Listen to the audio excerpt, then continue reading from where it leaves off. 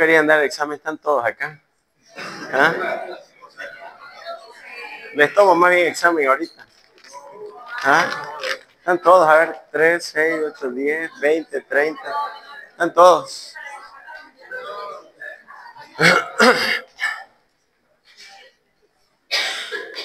Bien.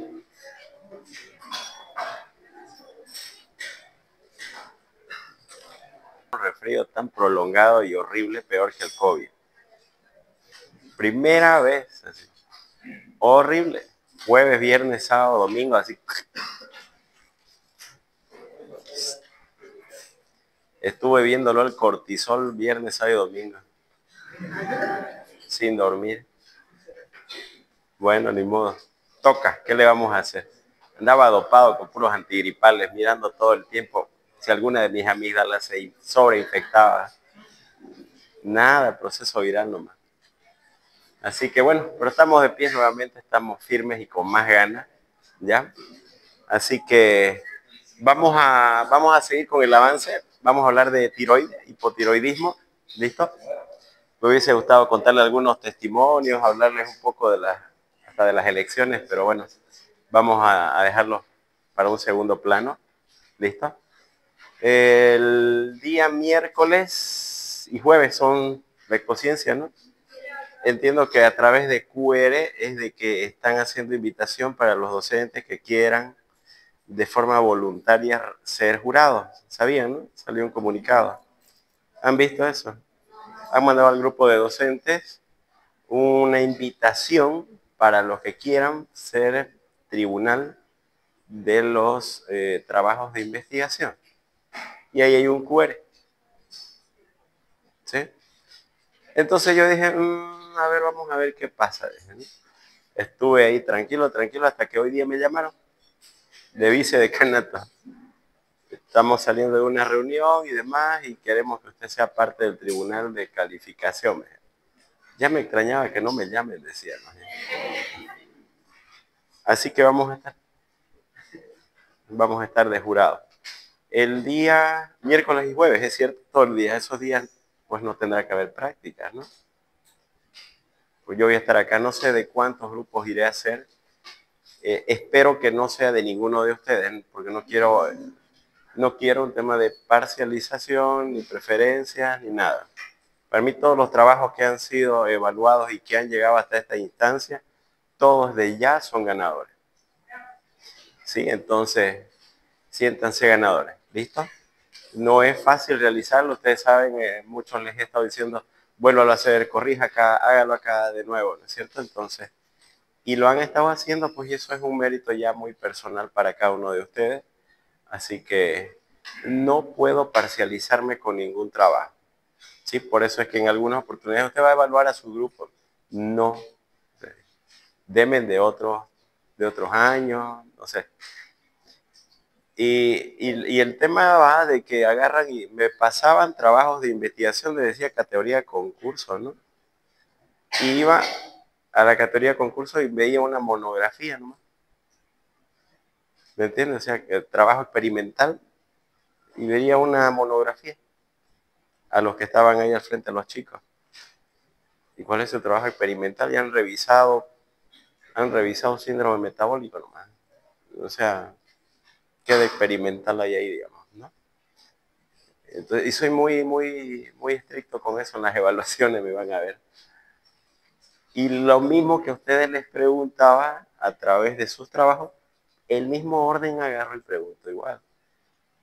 ¿Ya? Entonces, ustedes van a tener esa ventaja que van a saber cómo. Por eso al finalizar la clase, los representantes, como a través del grupo de WhatsApp anoche le dije a Blas que les comente, espero que me hayan traído sus trabajos, ¿listo? Lo quiero para tener un recuerdo mío personal, ¿listo? Y segundo, si algún grupo tuviera alguna inquietud referente a cómo vender mejor su charque, me la vaya a presentar acá. ¿Me entienden? Porque es ahí en realidad el gran detalle. Han habido trabajos majestuosos, impresionantes, que yo mismo decía, este es el trabajo ganador dentro de mí. Cuando yo iba al día de la expociencia, Resulta de que otro que a través de la dinámica práctica, que no era tan interesante su trabajo, pero a través de una dinámica práctica ganó también, pero de mi estudiante, ¿me entienden? El que agarró y hizo una recolección de datos y hizo con valor P, índices de confianza y chi cuadrado y todo, sacó segundo lugar, y el que tenía que no sacar ninguno sacó primer lugar. Entonces está en cómo lo vendan su charque. Su jurado, ya ustedes saben, va a tener 3 a 5 minutos. No va a querer estar más tiempo. 3 minutos. Y en esos 3 minutos tienen que hacer de cuenta que es un TikTok. Si no quieren que lo scrolleen, ¿no es cierto? Tienen que en los 3 segundos su frase gancho. Funciona casi igual y no es chiste. Cuando a mí me vienen y me dicen, a ver, cuénteme de su trabajo, le digo, ¿de qué se trata? ¿Cuál es su planteamiento, el problema? Y resulta de que está, y la bulla, y allá se mueven, y así está su brazo acá, y veo que nomás su labio se está moviendo, y de repente se está durmiendo. Me perdí, no sé de qué me habló. Y ya comienzo a hacerle preguntas para ver si sabe algo más, y encima no sabe eso más, ya fue. Pero si entran con patada voladora, por ejemplo, les he mandado fotos, ¿no? Un grupo que ganó hace unos años atrás. Le mandé fotitos, ¿no? Cuando yo era más jovencito, ¿no? De glóbulos rojos se vistieron, vinieron vestidos textual de glóbulos rojos, los chicos. Y ese grupo ganó, ahí ustedes vieron con el premio. Entonces, no sé qué iniciativa van a hacer. El año pasado o el anteaño pasado ganó otro grupo, anteaño pasado fue, en el que a través simplemente de cómo convencieron al jurado, lo metieron en la realidad virtual de lo que experimentaba un paciente que tenía delirio. Nada más lo hicieron entrar en la realidad de qué es lo que experimentaba el paciente con delirio, y le pusieron los lentes, y dentro del lente había un video de lo que pasaba, y el jurado, como si estuviera viviéndolo en realidad virtual, se quería dar vuelta también, digamos, como si fuese él el que estuviera en ese parque. O sea, y en 3D más. Solo con eso, no fue necesario. ¿Cuál más fue tu conclusión? 2 puntitos y nada más. ¿Me entienden? Entonces dependen cómo venda cada uno su charque. Y tiene que ser a lo puntual. El otro punto es de que todos deben tener la información sí o sí. Me dicen, ¿cuántos son los integrantes de tu grupo? Son 3, yo voy a presentar. No, yo quiero que ella presente. Todos tienen que dominar la información. ¿Sí? ¿Se entiende? Ya, ok. Ok, vamos a hablar de patología tiroidea, y para eso un breve repaso muy breve. ¿Dónde está la máquina? ¿Por qué no quiere pasar? No reconoce, reconoce. Ya. Cuando hablamos de la tiroides, entonces ustedes saben que los lóbulos miden alrededor de 4 centímetros de largo, ya 2 centímetros de ancho y 20-40 milímetros de espesor, con 2 a 6 milímetros de grosor en el istmo. Quizás sea, viendo desde el punto patológico, en los cánceres, por ejemplo, habitualmente el istmo es la región más infravalorada y es el punto de partida muchas veces para los cánceres de tiroides. Ya, como dato les paso eso. Segundo, en relación a la glándula tiroidea, influye en el índice metabólico de todos los tejidos por la liberación de sus hormonas, la tiroxina y la triiodotironina. Habíamos hablado de que hay el eje hipotálamo hipoficiario glandular. En este caso, el hipotálamo va a liberar el factor liberador de tiroides, la hipófisis factor estimulante, y la glándula tiroidea, a través de su proceso de captación, oxidación, de la conjugación de los enlaces de tirosina y finalmente la liberación de las hormonas tiroideas, cuando regulen a nivel periférico sus concentraciones o lleguen a un proceso de adaptación, hace un feedback negativo para ya no se produzca nuevamente todo este circuito. Ese es el mecanismo de feedback de la tiroides. ¿Listo? En relación a la producción, es necesario que se sepa de que el metabolismo de la tiroides depende de las concentraciones y la ingesta de yodo de cada uno de nosotros. Entonces, la formación de las hormonas tiroideas depende de esta disponibilidad del yodo exógeno. Por ejemplo, la cantidad de yodo en cada alimento. En otros países donde hay más acceso en realidad a las algas marinas, salmón, camarones, ostras, atún, pues son los que tienen menos probabilidad en realidad de realizar hipotiroidismo. ¿Listo? Para que se entienda. Ahora, miren acá, de todo esto de acá, algas marinas, salmón, camarones y ostras, ¿quién ha consumido alguna vez? O al menos una vez a la semana. ¿Quién consume una vez a la semana?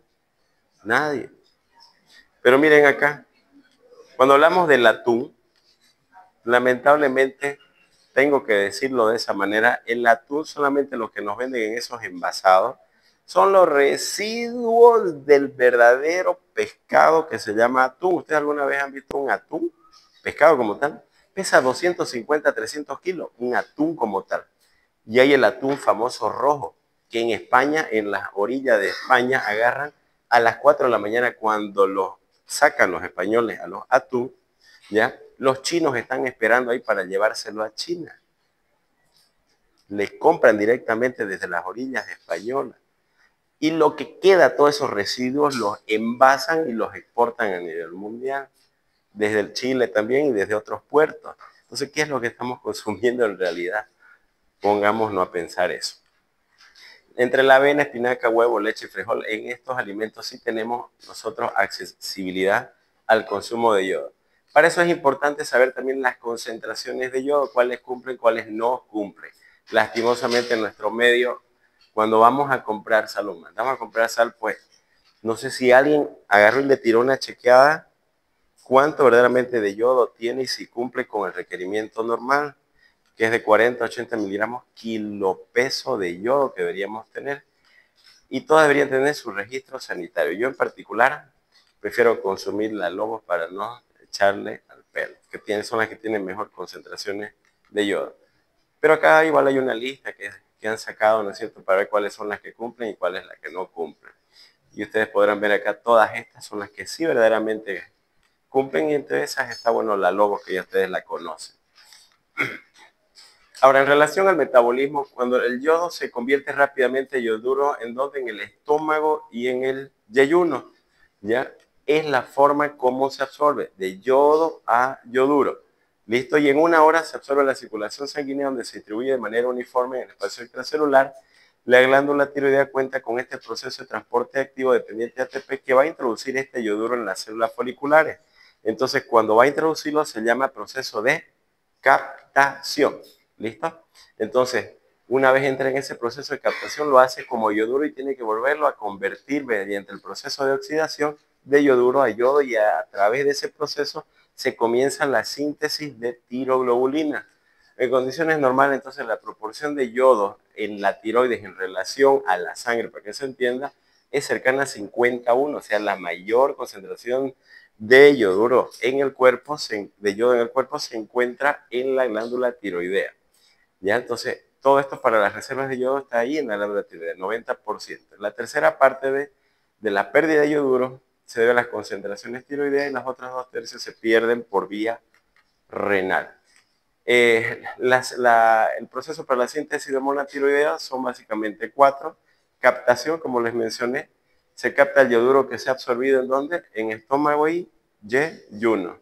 La oxidación, hacer de que el yoduro se vuelva a convertir en yodo, y en ese momento se produce la síntesis de tiroglobulina, proteínas, ¿no es cierto?, que se encargan de la preformación de hormonas tiroideas. Luego se va a ocurrir con este yodo que se ha vuelto a oxidar, se va a convertir este yodo, van a formar enlaces con los residuos de tirosina en la tiroglobulina. Esos residuos de tirosina ya van a formarse uniones, y esas uniones de esas yodotirosinas, unión del yodo con los residuos de tirosina de la tiroglobulina, van a hacer que se formen los famosos monoyodos o diyodotirosinas para formación de estas hormonas activas. 2 moléculas de diyodo o una molécula de monoyodo con 2 diyodos para que se forme triyodotirosina, ¿no?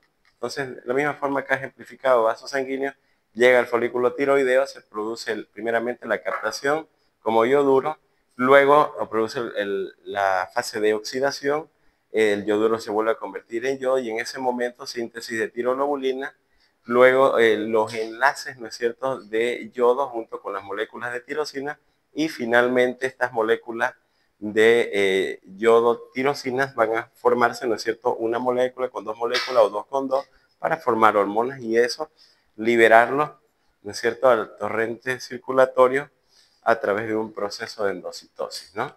Entonces, cuando el transporte de yodo es defectuoso o alguna enfermedad o fármaco altera la oxidación, es lo que puede producir el bocio o hipotiroidismo.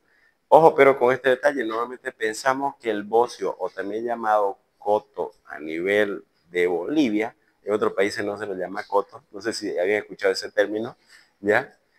Cuando tenemos o tiene la gente bocio, puede obedecer en la mayoría de los casos a un proceso de hipofunción tiroidea, pero también puede obedecer a una hiperfunción tiroidea. Ya, entonces lo que yo necesito saber es que si ese bocio entonces es hipofuncionante o hiperfuncionante. Ya, entonces no se vayan a confundir con esa situación. Los agentes antitiroideos como el propiltiuracilo, metimazol, carbimazol bloquean la oxidación del yoduro a yodo por inhibición competitiva de la peroxidasa. ¿Ya? Entonces, en la oxidación es donde ocurre el mayor problema. Las dosis altas de yoduro también van a bloquear la captación de yodo. Entonces, entiéndanse eso. Es como que estás trabajando normalmente y de repente te llega una carga elevada. Entonces, si ya venís con una situación de estrés, te vas a agobiar y decir, prefiero dejarlo todo esto, entonces no quiero trabajarlo. Es lo que ocurre normalmente en las empresas públicas. Llega a 5 de la tarde, ¿no es cierto? Y de repente le llegan 50 folders más que tienen que acomodar ahí. Y dicen, no, mañana nomás lo hago y no quiero, me sobrecargo. En la glándula tiroidea no soporta cargas elevadas que le realices de golpe. No soporta cargas elevadas. Si normalmente estás consumiendo tus concentraciones de yodo en los alimentos de forma normal y de repente se te ocurre colocarle grandes concentraciones de sal ricas y más cantidades de yodo, estás aplicando una carga exagerada de yodo en tu cuerpo. Entonces las dosis altas de yoduro también bloquean, y esto va a hacer que bloquee la captación de yodo. Como resultado de eso va a ocurrir un efecto. Este efecto se llama el efecto de Wolff-Chacold, que es un hipotiroidismo transitorio por el exceso de yodo. No se vayan a olvidar. Hipotiroidismo transitorio por el exceso de yodo. Ocurre el fenómeno contrario, hipertiroidismo transitorio por el exceso de yodo. Entonces, el exceso de yodo puede producirme hipotiroidismo e hipertiroidismo. ¿Se entiende? El exceso de yodo puede producirme hipotiroidismo e hipertiroidismo. Por eso les digo, presten atención. ¿Ya? Sí puede producir, solo que hay una variante. En el efecto de Wolff-Chacold es por la carga excesiva. En cambio, en el efecto de Job-Basedow, ¿ya? La carga excesiva de yodo, ¿ya? Va a ser de que a través de una patología dentro de la tiroides ya establecida, hiperfuncione más de lo normal con esa carga de yodo. Por eso es que hay un hipertiroidismo, o sea, hay una hiperestimulación sobre una patología específica. Ya tengo un bocio simple, ya tengo ya un bocio multinodular. Es como que son 5 de la tarde y te llega 20 carpetas o 50 carpetas, pero ya tenés 50 funcionarios más ahí que van a trabajar. Entonces, esos son estos de acá. Esta es la variante. Aquí no hay una enfermedad de base. Aquí ya hay una enfermedad de base. Tenés un bocio multinodular y los bocios multinodulares pueden ser hipofuncionantes o hiperfuncionantes. Se van a funcionar de más. A eso se refiere. No se olviden. Entonces, la T4 y la T3 se unen a la tiroglobulina y almacenan el coloide de los folículos tiroideos. ¿Ya? La liberación se da por el proceso de endocitosis. Imagínense, esta pequeña filita de acá son preguntas de examen en el Revalida y en los exámenes de México y en los exámenes de España. El proceso de liberación de hormonas tiroideas se da a través de... Le digo porque lo he visto. ¿Ya?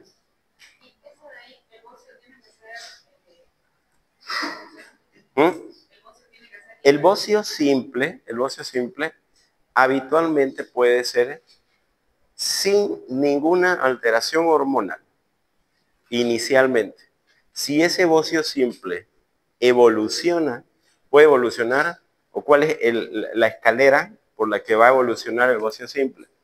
Bocio simple con hormonas tiroideas normales, luego bocio con hipotiroidismo subclínico, luego puede haber un bocio con hipotiroidismo clínico, ¿listo? O puede haber un bocio simple que evolucione a un hipertiroidismo subclínico o a un hipertiroidismo clínico. Esa secuencia puede hacer. De todas las que tienen acá sobrepeso entre hombres y mujeres, si hacemos una ecografía de tiroides, con seguridad puede salir un bocio simple. Le hago hormonas tiroideas y está normal, perfecto. ¿Qué se hace en ese caso? Seguimiento y control de los hábitos y estilo de vida, etcétera. ¿Ya? Solamente agrandamiento de la glándula, nada más, con función tiroidea normal. Y eso es lo que vamos a ver acá a continuación. Es una secuencia, ¿ya? Algunas personas pueden pasar por esa secuencia o pueden saltarse directamente. ¿Listo? Entonces, miren, el bocio simple. Se trata de la presencia solamente de un bocio difuso con una función tiroidea normal. Eso es a un inicio. ¿Listo? Es decir, los niveles de las hormonas tiroideas, así como la TSH, la estimulante de la tiroidea, son normales. ¿Cuál va a ser el marcador? ¿Cómo va a ir alterándose? Primero la glándula, luego la hormona estimulante de la tiroides. ¿Listo? Lo que me define un hipotiroidismo como marcador laboratorial bioquímico serán las hormonas tiroideas o la hormona estimulante. La hormona estimulante. En cambio, en el hipertiroidismo, lo que me define será la hormona estimulante de la tiroides o las hormonas circulantes. Las hormonas circulantes al revés. ¿Ya? La causa entonces son déficit de yodo, la ingesta de bociógeno o los defectos en la síntesis de hormonas tiroideas, generalmente en la organificación. Miren, ¿cuáles son los bociógenos? Rapidito. Uno, díganme, del más común y el que consumen los domingos ustedes. No. ¿Con qué lo acompaña el churrasco? ¿Ah? No, en el plato. Yuca. La yuca. La yuca. Antes, en Cotoca, de que haya el masaco de plátano, había el masaco de yuca. Y la gente consumía harta yuca. Y la yuca bloqueaba la oxidación. Entonces el yoduro no se convertía en yodo y por lo tanto no había todo el resto de la secuencia. Y entonces comenzaban a tener coto. Y de ahí viene K, cotoca. ¿Sabían eso? El coto viene de cotoca, porque ahí fueron los primeros que se encontraron, los primeros casos. El término coto. No sabían. No me digan que no. Pues ahora ya lo saben. Y la mayoría de ustedes váyanse a Cotoca y vean a las señoras que están vendiendo todo eso. Tanto masaco de yuca. Así que no coman en exceso yuca, chicos. Pero yuca frita es más rica, igual no deja de ser yuca. ¿Ya? Miren, ni él se salvó. Y no lo pongo porque sea gordito en ese partido, sino porque en su historia médica sí tuvo un bocio difuso. Un bocio simple difuso. ¿Sí? Pero estaba feliz ahí, ¿no? Entonces se produce cuando uno o más factores alteran la normal producción de hormonas tiroideas, lo que hace la glándula tiroidea más sensible al efecto estimulador de la TSH. Cuando la alteración es mayor o progresa, entonces el paciente puede entrar en un ¿qué? ¿Qué es lo que se eleva entonces primeramente? TSH. Pero no se va a elevar hasta un grado que encaje en un hipotiroidismo que me genere síntomas o que sea clínico. Entonces hay puntos de corte, entonces habitualmente están entre 10 y 20 miligramos. Cuando ya sobrepasa los 20, entonces ya la persona suele entrar en síntomas, en tener síntomas, y ahí ya se vuelve clínico. Pero sin embargo, el hipotiroidismo subclínico puede haber manifestaciones muy generales que no son propias de un hipotiroidismo, muy generales, o incluso llegar a desarrollar con el tiempo, como les mencioné, un hipotiroidismo. Así se aprecia. Entonces, miren, la clínica resulta de estos pacientes de síntomas compresivos. Crece hacia dónde, no solo hacia adelante, sino también hacia atrás. Por eso el tratamiento, en el tratamiento habitualmente lo que se ve es eso, ¿no? Ver los síntomas resultados del tamaño glandular y los relacionados a la TSH, el valor. Esos dos parámetros son los que van a definir la conducta, ¿ya? Entonces, la disfagia, molestias locales, incluso presentar signos de Pemberton, al levantarse los brazos se produce congestión facial, pudiendo llegar al síncope por compresión de los vasos cervicales. Entonces, cuando se tiene un bocio difuso, no existe habitualmente clínica de hipo o hiperfunción tiroidea porque los niveles todavía están normales. Cuando se altera ya la TSH, entonces puede ir hacia un hipo o hacia un hiper, no se vayan a olvidar de eso.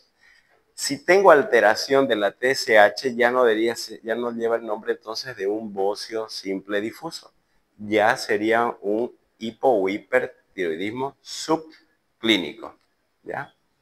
Entonces, el diagnóstico se realiza al demostrar el bocio difuso en la exploración y con técnicas de imagen como ecografía tiroide, que es lo habitual, o las determinaciones hormonales que pueden ser normales al inicio. Miren acá, hay un ensanchamiento a nivel de mediastino, pareciese que fuese inclusive hasta el timo, ¿no? Bueno, como les mencioné, ¿no? Clínica compresiva, tiroidectomía subtotal, tratamiento sintomático. Aquí se puede dar levotiroxina, dosis supresora, radioyodo o vigilar la evolución. Todo está en función de la TSH. Ahora, acá este es el que genera problemas, ¿no? El bocio multinodular. Miren, el bocio simple difuso y el hipotiroidismo o el hipertiroidismo como tal no predispone a un cáncer como tal, ¿ya? Pero la evolución puede ser de un bocio simple difuso, puede evolucionar un bocio multinodular y los bocios multinodulares hay que ver cuál es el que predomina, porque el que predomina hay que investigar si es hiper o hipofuncionante.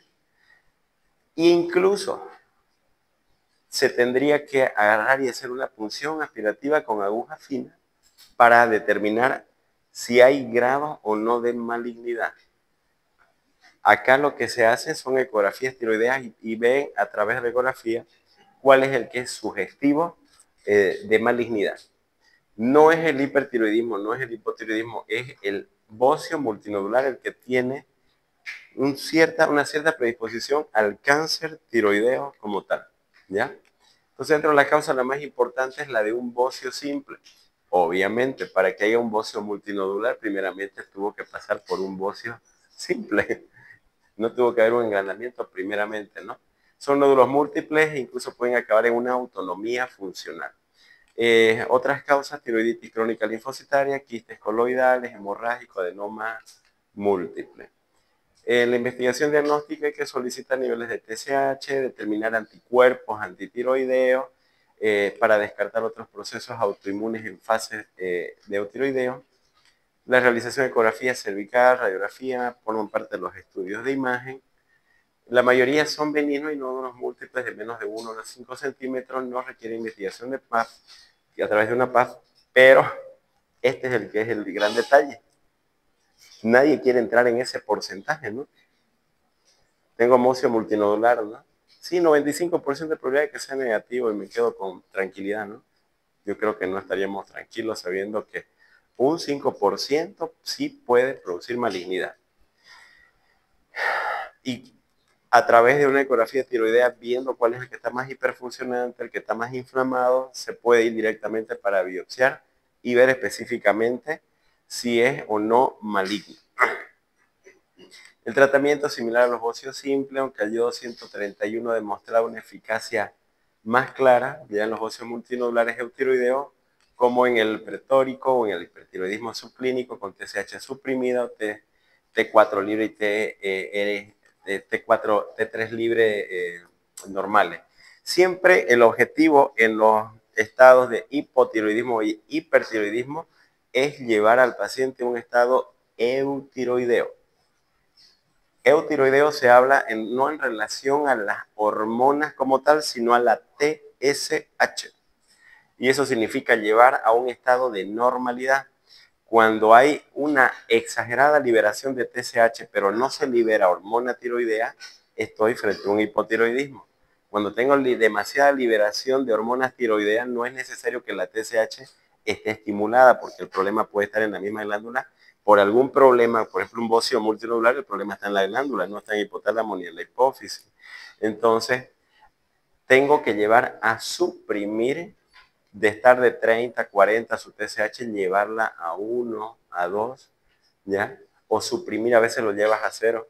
Otras veces te pasas, lo llevas a 0, ¿no es cierto? Y queda suprimida y puedes llevarlo más bien a un estado contrario, a un hipertiroidismo, de hipotiroidismo pasarlo a hipertiroidismo, que no es lo ideal, ¿ya? Siempre tiene que controlarse a través de los niveles de TSH. Como norma general, la TSH se tiene que hacer controles cada 4 a 6 semanas. Lo ideal cada 6 semanas. Si ya el paciente viene tomando una dosis X de medicamento para llevarlo a un estado eutiroideo, no puedo hacer controles aunque se haya internado antes de tiempo. Las dosis se cambian cada 4 a 6 semanas, no antes. Si quiero aumentar de dosis, vuelvo a decir, no lo hago antes, sino después de 4 a 6 semanas. Estos son los dos espectros de alteraciones en la funcionalidad de la tiroides. El hipotiroidismo es así, el hipertiroidismo habitualmente es así. No van a encontrar a un hipotiroideo que sea así, o un hipertiroideo que sea así, no hay. Listo. Y me hace recuerdo esta imagen a mi docente de endocrinología de la residencia. Ustedes lo conocen a Mr. Burns, de los Simpsons, de la planta nuclear, el jorobadito, que andaba así, tal cual. Así era mi docente de endocrino. Aquel que pesaba menos que él, aquel pesaba 50 kilos, ¿ya? El que pesaba 5 gramos más que él, ya era hipotiroideo. O sea, y él súper flaco. A ver, ¿quién es el más flaco de acá? ¿Quién es el más flaco? ¿Quién es el más flaquito? Todos lo miran a... ¿Qué?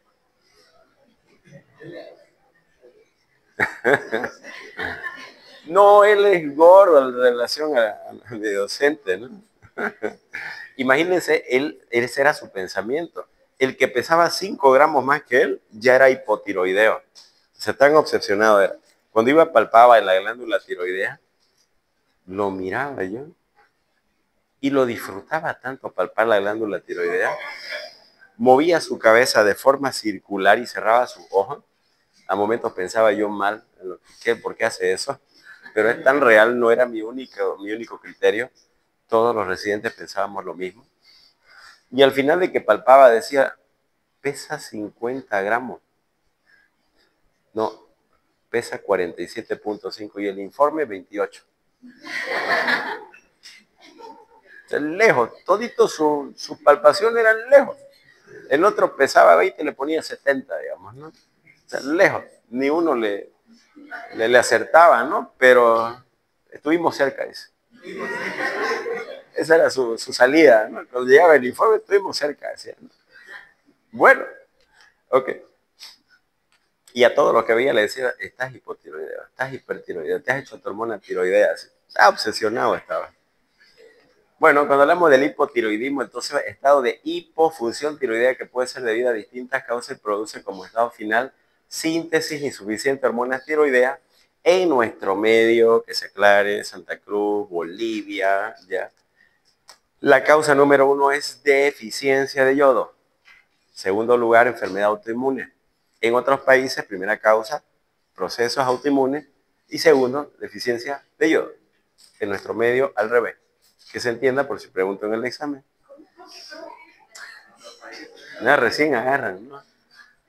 En nuestro medio, la causa número 1 es deficiencia de yodo. Segunda, proceso autoinmune. Lo contrario ocurre en el resto de los países. Que se entienda. Causas autoinmunes, la principal, y segunda, deficiencia de yodo. Tiroiditis crónica autoinmune de Hashimoto, la causa más frecuente que dice acá, en áreas sin déficit de yodo. ¿En nuestro territorio hay déficit de yodo? Sí, sí, en nuestro territorio hay déficit de yodo, sí. Y aparte le meten harta yuca. Entonces, cuando hablamos de hipotiroidismo, incrementa con la edad 2% en adultos, en adultas femeninas, ¿no? Menos frecuente en varones, 15% en las mujeres ancianas. El hipotiroidismo congénito afecta a uno de 4.000 recién nacidos y se puede producir por una alteración o cualquier alteración del eje hipotálamo hipoficiario tiroideo. Bueno, ya ustedes dominan esto, el eje hipotálamo hipoficiario tiroideo, por eso que les va a ser fácil la clasificación. Entonces, el hipotiroidismo se clasifica en primario, secundario y terciario de acuerdo al lugar donde se produjo la alteración. Primario, que es más del 95%, ya el problema principal está en la glándula tiroidea. Y para que sea fácil, va de abajo hacia arriba. Primario, el problema en la glándula, secundario en la hipófisis y terciario está en el hipotálamo. Listo. 5% hipófisis, terciario en el hipotálamo. Por lo tanto, las alteraciones laboratoriales que se van a observar están en relación a la producción en los distintos lugares. En relación al tiempo puede ser congénito o adquirido y la severidad puede ser clínico o subclínico. Bien, entonces este cuadrito, si yo les digo, descríbame el hipotiroidismo primario, secundario y terciario en relación a las alteraciones laboratoriales del eje hipotálamo hipoficiario glandular, este cuadro será el que me tendrán que realizar. ¿Listo? Cuando estamos frente a un hipotiroidismo primario, ¿dónde está el problema? En la tiroides. Entonces, si está en la tiroides, significa de que acá es donde no está liberando la hormona tiroidea, por lo tanto va a estar la T4 baja, ¿ya? Y al estar baja se va a estimular, la TRH va a estar normal y en la hipófisis se va a liberar más TSH. Lo habitual es de que esté elevada. Donde no funciona el estímulo en la tiroides, ¿no es cierto? Es acá, ¿ya? Entonces la TSH aumentada y la T4 va a estar baja. En el hipotiroidismo secundario, ¿dónde está el problema? En la hipófisis, ¿no? Por lo tanto, si la hipófisis no libera TSH, no se produce hormona tiroidea, va a estar la T4 baja. La T4 baja por mecanismo de feedback positiva va a liberar factor liberador de tirotropina, va a ir a estimular a la hipófisis para su liberación y no va a ver qué vaya a producir. Entonces, por lo tanto, la TSH va a estar baja, T4 baja, pero TRH va a estar normal. Y en el hipotiroidismo terciario, el problema está ya en el hipotálamo. Entonces, si yo tengo poca cantidad de hormona circulante y va a ir a estimular a la TRH, ¿no es cierto? Entonces la TRH no va a producir factor estimulante o hormona estimulante en la tiroides y no va a producir, por lo tanto, la hormona como tal. La TRH va a estar baja, la TSH va a estar baja y la T4 libre va a estar baja. Los tres lugares van a estar bajas sus factores liberadores, factores estimulantes y las hormonas circulantes. Este cuadrito es el que tendrán que realizar. En relación a la etiología, entonces, es muy variado, causa hipotiroidismo, causa central, puede ser tumores hipoficiarios, metástasis, hemorragias, necrosis, cirugía, enfermedad infiltrativa, tuberculosis en nuestro medio, enfermedades infecciosas, ¿ya? Hipofisitis, anormalidades congénitas, pero esto es lo que más nos interesa a nosotros, la principal, la tiroiditis autoinmune crónica, ¿no? La Hashimoto. También puede haber el tiroiditis postparto y las que son subagudas o silentes también puede ser secundario a procesos virales, ¿ya? Hay tiroiditis aguda secundaria a procesos virales, hay tiroiditis aguda secundaria a procesos bacterianos absedados, ¿ya? Entonces eso hay que tomarlo igual en cuenta.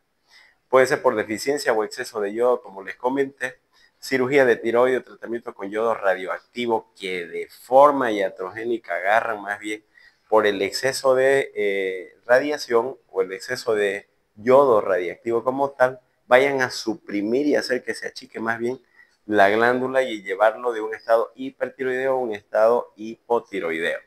Ambos. Ahora, acá, esto es interesante en relación a los fármacos. ¿El litio para qué se utiliza? Rapidito. ¿Ah? Ya pues. Como tratamiento. El litio, rapidito. El litio, ¿para qué enfermedad se utiliza? Los psiquiatras, ¿a cuál enfermedad le dicen verdaderamente loco? Esquizofrenia. El verdadero loco, como tal, como le dicen los psiquiatras, es la esquizofrenia. El litio se utiliza ahí. ¿Ya? Entonces, ahí, en segundo lugar está la miodarona. Y en relación a la miodarona, antes de iniciar para una arritmia, debo pedir un perfil tiroideo. Y eso deberían hacerlo los cardiólogos siempre. Siempre. Siempre hay que hacer eso. ¿Ya? El propiltirazilo o el metimazol, de llevarlo de un estado de hiperfunción a un estado de hipofunción. Causas centrales, entonces, efectos en el hipotálamo, secundarios, defectos en la hipófisis, adenomas hipofisiarios más frecuentes, o el síndrome de Sheehan. Esto lo han debido ver, ¿no? ¿Qué es el síndrome de Sheehan en gineco? Perfecto, ¿no es cierto? Por una hipofunción, ¿no es cierto? Una hipoxigenación que llega a nivel de la hipófisis. ¿Y eso qué va a ocasionar a ese nivel? Necrosis. Y la necrosis va a afectar en orden de prioridades la producción de las hormonas. Y una de esas, ¿no es cierto?, que afecta la adenohipófisis es la hormona estimulante de la tiroides. Entonces, dependiendo de la extensión del daño, puede ser esta reversible o irreversible. Y el hipotiroidismo primario, ¿no es cierto?, la tiroiditis autoinmune de Hashimoto, causa más frecuente en áreas sin déficit de yodo. Vuelvo a repetir eso, ¿no? Sin embargo, cuando ustedes estén con sospecha de un hipotiroidismo, aunque ustedes digan sí, es por causa de déficit de yodo, no se deben quedar ahí con ese diagnóstico conclusivo. Deben pedir también autoanticuerpos por tratarse de una enfermedad autoinmune. Más todavía si es un diabético tipo 1 y de repente está con un hipotiroidismo, entonces no se olvide, donde hay un problema autoinmune, debo buscar otro problema autoinmune. Autoanticuerpos peroxidasa, tirolobulina, receptor de la TSH, anticuerpos que bloquean a la TSH. Hashimoto puede llevar también al otro extremo, ¿no es cierto? La tirotoxicosis o hashitoxicosis. Son autoanticuerpos que estimulan a la tiroides, más prevalencia en mujeres que varones, más del 15% en ancianos. Van a tener autoanticuerpos antitiroideos positivos. También está parte de los síndromes poliglandulares autoinmunes que acompañan la insuficiencia suprarrenal. Y dentro de la insuficiencia suprarrenal está la insuficiencia suprarrenal primaria. ¿Cuál es? El Addison. Acompañado de diabetes mellitus tipo 1, hipogonadismo, anemia perniciosa, vitiligo, y ahí entra lo que es Hashimoto más. Entonces, la deficiencia de yodo es la causa más común de hipotiroidismo y bocio en el mundo. Grandes bocios, el hipotiroidismo transitorio puede ser por exceso de yodo. Ya lo habíamos visto, efecto de Wolff-Chaikoff. Acá, que es importante, hipotiroidismo transitorio. Significa que alguna situación aguda, y cuando hablo de agudo, se refiere a menos de 7 días, ¿listo?, que no tiene antecedentes de otro problema, está produciendo la glándula tiroidea. Muchas veces esto lo hemos visto. Está la tiroiditis subaguda de Kerr-Wein, va precedida de un síndrome viral que ha tenido las últimas 2 semanas anteriores. ¿Ya? Proceso viral o respiratorio, proceso viral cutáneo, ¿ya?, que va a ir a inflamarme de forma secundaria a la glándula tiroidea. Y esta va a pasar por 3 fases. Y es complicado a veces, esto de acá es complicado. Las 3 fases, una fase inicial de hipertiroidismo que es típico, una fase secundaria que es hipotiroidea a las 2 semanas a meses, y una fase de un estado de tiroideo terciaria en la que permanece un estado hipotiroideo o eutiroideo. Hiper, hipo y eutiroideo. se resuelven habitualmente entre 1 a 2 meses. ¿Cuál es el tratamiento en estos casos y cómo yo lo voy a detectar inicialmente una tiroiditis subaguda? ¿Quién me puede decir?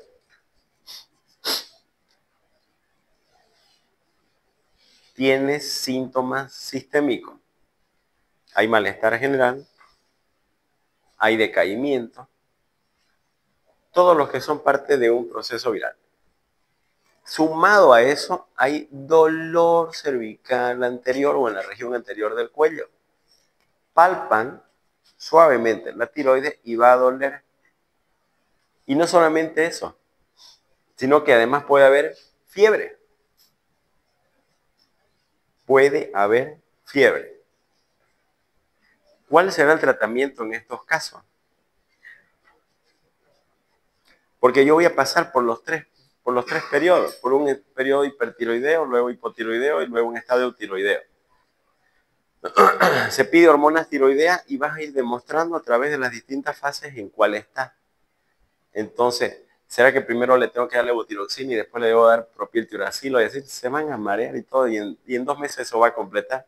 Y a las 6 semanas tienen que agarrar y hacerle una prueba de TSH para ver cómo están sus hormonas tiroideas. Va a ser un caos total. Simplemente lo que deben hacer es saber en qué fase están y dar antiinflamatorio. ¿Cuál será el mejor antiinflamatorio en temas de tiroides?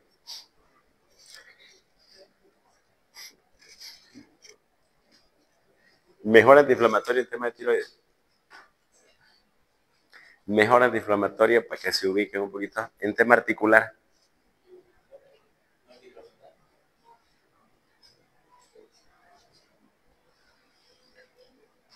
Nadie. ¿Cuál es el mejor grupo de antiinflamatorio? ¿Ah? ¿Ah? Corticoides. Se da corticoides. En estos casos se da corticoides. Y en el hipertiroidismo, ¿con qué va acompañado el hipertiroidismo? Dentro de los síntomas. ¿Cuál creen que es uno de los síntomas más agobiantes del hipertiroidismo? La taquicardia. Palpitaciones y taquicardia. Están ansiosos, nerviosos, diaforéticos. Con el cortisol, volando por todos lados. Con diarrea más, si quiere. Entonces aquí puedo utilizar propanolol, beta bloqueante. Entonces ahí doy la combinación. ¿Se entiende? Bien. Luego está la tiroiditis silente y la posparto, 3 a 6% de las puérperas. Pero hay otras también. Miren acá. La subaguda, que son por procesos virales, ¿listo? Hubo un proceso catarral previamente o proceso cutáneo, ¿listo? Está en la supurativa, secundario a un proceso infeccioso que vino de la vía respiratoria o de la vía oral y que por continuidad, ¿listo? Perdón, continuidad, vino hacia la glándula tiroidea. Y luego están de causa autoinmune las tiroiditis de Hashimoto. Estas dos de acá son agudas junto con la silente y la postparto. Bueno, entrando al hipotiroidismo como tal, entonces tenemos el subclínico, ha tenido varios nombres a lo largo de la historia: hipotiroidismo moderado, compensado, latente, con reserva tiroidea disminuida o prehipotiroidismo. Cualquiera de estos términos obedece solamente una sola cosa que se la mantiene hoy en día, que es subclínico. Y esto simplemente significa elevaciones de las concentraciones solamente de la TSH. ¿Ya? Las hormonas tiroideas son normales y sin síntomas, que dice acá, específico de disfunción tiroidea. Esto hace la diferencia. Específico, porque puede tener malestar general, puede haber un decaimiento, puede haber un dolor de cabeza. No son datos específicos, son inespecíficos eso. ¿Sí? Entonces, que valga la aclaración eso. ¿Tiene un riesgo incrementado de desarrollar hipotiroidismo? Sí, 4 a 18% cada año. Cada año. Entonces acá tengo que ver el tema de los la presencia de anticuerpos positivos y la TSH, lo que le dije. En el subclínico habitualmente está entre 10 y 20, cuando ya es un clínico está mayor a 20. ¿Listo? Entonces, ahí eso es lo que tienen que ir a valorar. La etiología autoinmune crónica, otras por supresión de yodo radiactivo, tiroidectomías parciales, fármacos antitiroideos, la miodarona, litios, medios de contraste, etc. Dentro de los síntomas, que la mayoría son asintomáticos, síntomas vagos, fatiga, debilidad generalizada, trastornos de la memoria, cognitivo, del sueño, nada específico. En mujeres puede haber algunos trastornos menstruales o problemas de fertilidad. A nivel cardiovascular puede haber riesgo de aterosclerosis aórtica o infarto de miocardio cuando estos evolucionan hacia un hipotiroidismo. En el estudio de Framingham se ha visto que incluso en el subclínico puede haber un aumento del colesterol total, del LDL y del HDL. La presentación clínica, bueno, síntomas con poca sensibilidad, fatiga, hipodinamia, cansancios o cambios en la memoria. Esto con el tiempo, ¿listo? Un hipotiroidismo subclínico que con el tiempo no es tratado y no es llevado hacia un estado eutiroideo a través de la evolución de la TSH, que es el único marcador que debo yo solicitar de forma trimestral al paciente. Si no hago eso, entonces esto va a hacer de que se acumule con el tiempo mayor cantidad de ácido hialurónico, acumulación de la matriz de glucosaminoglucano y va a aparecer con el tiempo signos y síntomas de un hipotiroidismo clínico. O sea, cuando estoy con un hipotiroidismo subclínico, ¿debo quedarme tranquilo o debo darle tratamiento? Entonces, el tratamiento va a estar en función de ¿qué? De la TSH. Mientras más baja lo tenga, la TSH alrededor de 4 más o menos, perfecto. Cuando está entre 4 y 20, ahí es donde hace como que dudar y se evalúan los síntomas, se evalúa la clínica.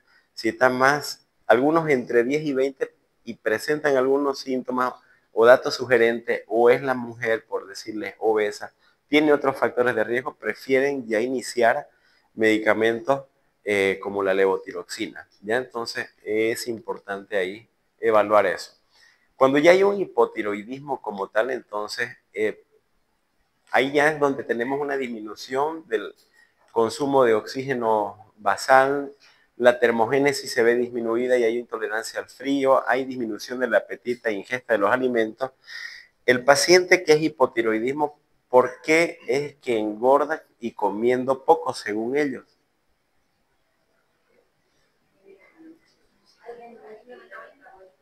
Por su estado hipometabólico. Podés comer 1500 calorías, pero si no te mueves en todo el día, no hay cómo las gastes esas calorías y se van acumulando.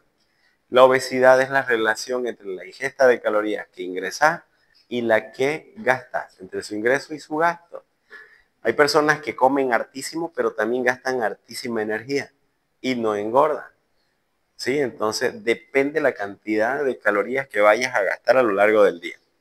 La retención de agua y sal más la acumulación de grasa, entonces lo va a hacer acumular mayor peso. Disminuye la síntesis de proteínas, hay mayor aumento de la lipólisis, entonces eso hace de que el colesterol malo esté aumentado, los ácidos grasos totales, la homocisteína como marcador de inflamación, etc.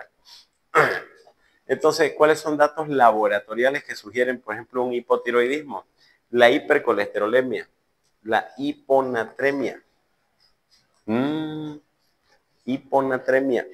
Por eso cuando hay un paciente que tiene hiponatremia, que no es relacionada con la osmolaridad ni con volumen circulatorio disminuido, ¿ya? Entonces debo pensar de que puede haber también un estado hipometabólico, ¿ya? Puede haber anemia. ¿Se recuerdan la anemia? ¿Qué tipo de anemia es lo que presentan los pacientes hipotiroideos? ¿Ah? No, no. ¿Qué tipo de anemia? Puede tener de forma paralela otra enfermedad autoinmune. Pero si yo en un paciente normal, en un paciente que tiene un hipotiroidismo y la causa no es autoinmune, sino simplemente la deficiencia del yodo, ¿ya? ¿Cuál va a ser el patrón que voy a encontrar de anemia? hipocrómica, microcítica, normocítica, normocrómica, macrocítica. ¿Cuál va a ser?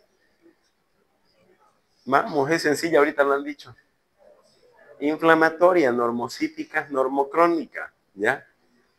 Aumento de hidrogenasa láctica y CPK, aumento de la prolactina, etc. A nivel cardiovascular disminuye la contractilidad miocárdica, disminuye la frecuencia cardíaca, el gasto cardíaco, por lo tanto aumenta la resistencia vascular periférica, tienen más hipertensión de tipo diastólica, hay sequedad de piel, palidez, puede haber ictericia, el edema, el famoso edema sin Godet o el edema pretibial. Esto es, ¿por qué se debe esto? Están edematizadas las piernas, pero quiero hacer el signo de Godet y no me deja la depresión. ¿Por qué? No, porque dijimos, hace rato lo dijimos, por la acumulación de ¿qué? Ácido hialurónico y glucosaminoglucanos. Eso es lo que hay acumulación en las piernas, que me genera un aumento de volumen. No es de que dele diurético para que elimine ese exceso de líquido. No eliminar nada. Es exceso de ácido hialurónico y glucosaminoglucanos. Hay cabello áspero, frágil, uñas quebradizas. ¿Qué vitamina juega un papel crucial con el cabello, la piel y las uñas? Ah, la biotina, muy bien. ¿La biotina qué vitamina es? ¿Ah? B. La biotina. B6 es piridoxina. B5. ¿Mm? Tarea para la casa por nada más. A nivel neurológico, somnolencia, cambios en la memoria por disminución de flujo sanguíneo y metabolismo de la glucosa cerebral. Hay una disminución de los reflejos tendinosos profundos, más probabilidades que tengan síndrome del túnel carpiano. A nivel respiratorio, hipoventilan más hipercapnia, por lo tanto hay debilidad en los músculos respiratorios, respuesta inapropiada a la hipoxemia frente a la hipercapnia. Entonces, aquí ¿cómo están? Si hacemos una gasometría arterial, ¿qué vamos a encontrar? ¿Ah? Si tengo hipercapnia, significa que tengo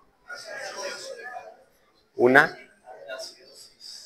acidosis respiratoria, mayor acumulación de dióxido de carbono, alcalosis respiratoria, menor retención de dióxido de carbono, ¿no? Entonces elimina más cantidad.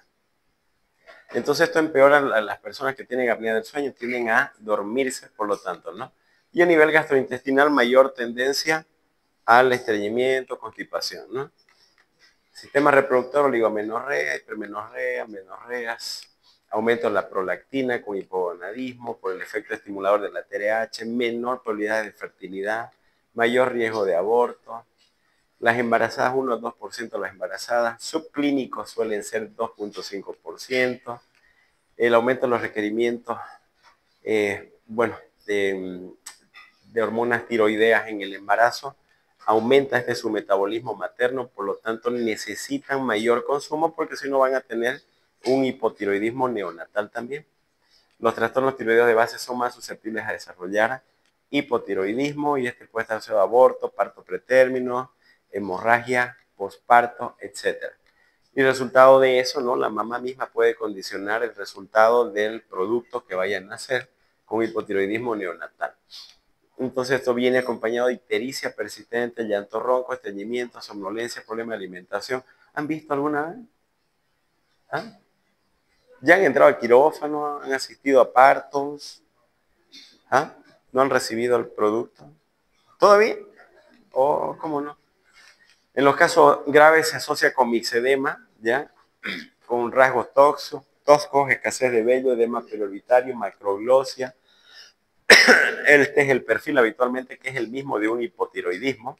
TSH aumentada, T4 disminuido, T4 libre disminuido. Entre la T4 normal y la T4 libre, ¿cuál será más importante? La libre, ¿por qué? ¿Ah? ¿Qué? ¿Cuál es la diferencia entre la T4 normal y la T4 libre? ¿Libre de qué? De estar unido a las proteínas, a eso se refiere. ¿Ya? ¿Ah? Claro. O sea, no es que la T4 normal no funciona, solamente que puede ser engañoso sus resultados si tiene además las proteínas disminuidas. Si tienes proteínas disminuidas, por lo tanto, tu T4 te puede salir también disminuida. Y te puede hacer simular que estás con un verdadero, perdón, con un falso disminución de hormonas circulantes tiroideas. Ese es el gran detalle. En cambio, la T4 libre va desligada de las proteínas y te muestra la realidad de la actividad de la hormona tiroidea. El creatinismo, ¿cuál es la diferencia entre el hipotiroidismo y mixedema? ¿Quién me dice? El cretinismo. ¿Acá qué dice? Retraso mental. De no tratarlo. Retraso mental. Y lo otro que van a encontrar va a ser las hernias umbilicales. Esto es la forma más grave en realidad, ¿no? Del hipotiroidismo, el famoso cretinismo. Esta es la forma de ver a un paciente hipotiroideo. A ver, ¿quién me puede decir sin mirar acá? La mirada. La mirada. Perdida, inexpresiva, ¿no es cierto? Rasgos toscos, ¿no es cierto? La piel gruesa, labios gruesos. La piel puede parecerse seca, ¿no? La boca agrietada, áspera, gruesa. Acá las manos pueden estar aumentadas de tamaño, pueden haber hiperkeratosis, grietas, etc. El diagnóstico, bueno, ya lo mencionamos hace un momento para que no se mareen mucho. ¿Ya? Lo más importante es esto acá, miren, unidad de proteínas 99.96%. La más importante es la T4 libre, ¿ya? Esto es lo que tienen que pedir nada más. TSH T4 libre, listo. Y se acabó el problema. TSH aumentada y T4 libre, listo. Diagnóstico hipertiroidismo primario. TSH normal, T4 libre normal, diagnóstico, hipotiroidismo subclínico. Si fuese hipotiroidismo secundario, ¿cómo está la TSH?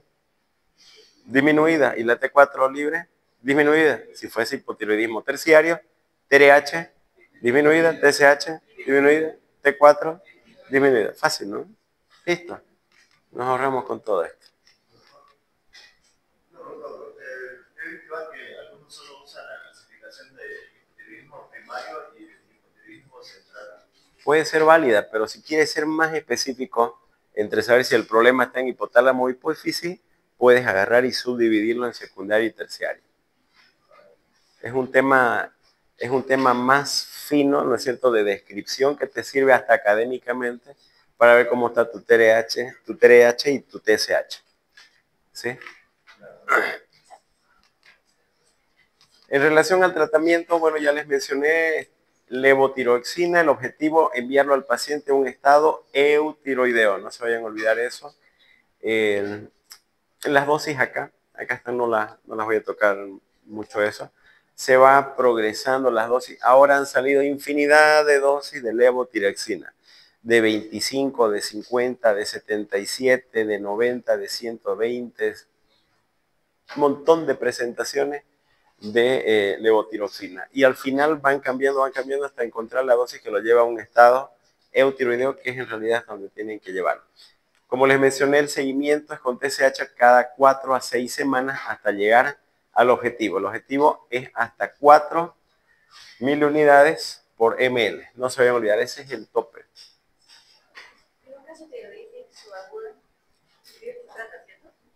¿Ah? Se hace tratamiento. Antiinflamatorios, no se vayan a olvidar. Y si está en su fase hipertiroidea, entonces puede darle ahí beta bloqueante. Mucho cuidado con el tema de darle o levotiroxina o darle propiltiuracilo. Depende mucho por eso de los laboratorios que vayan a obtener.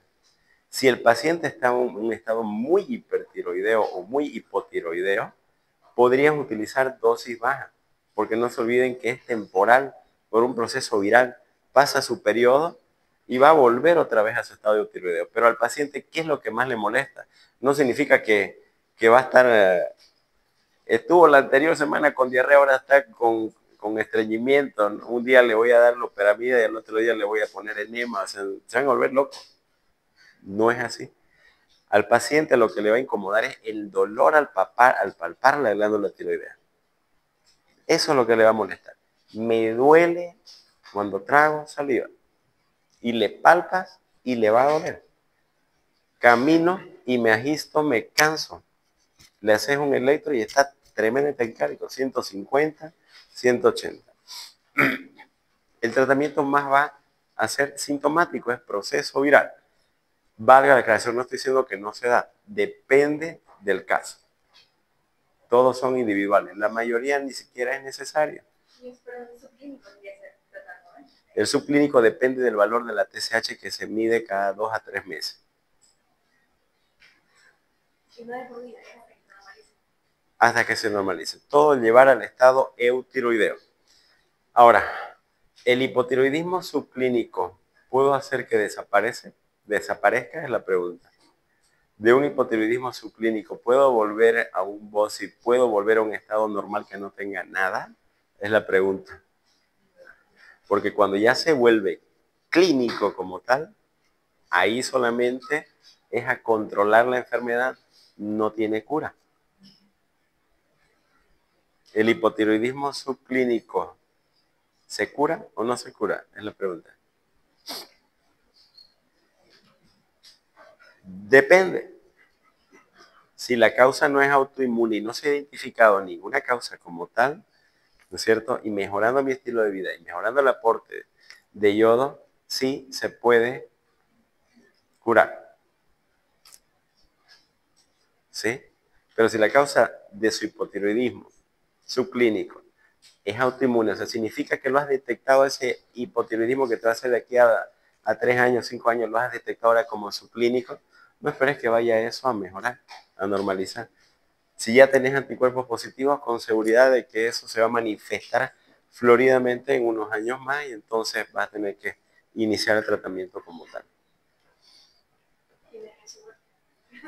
A esa nos referimos.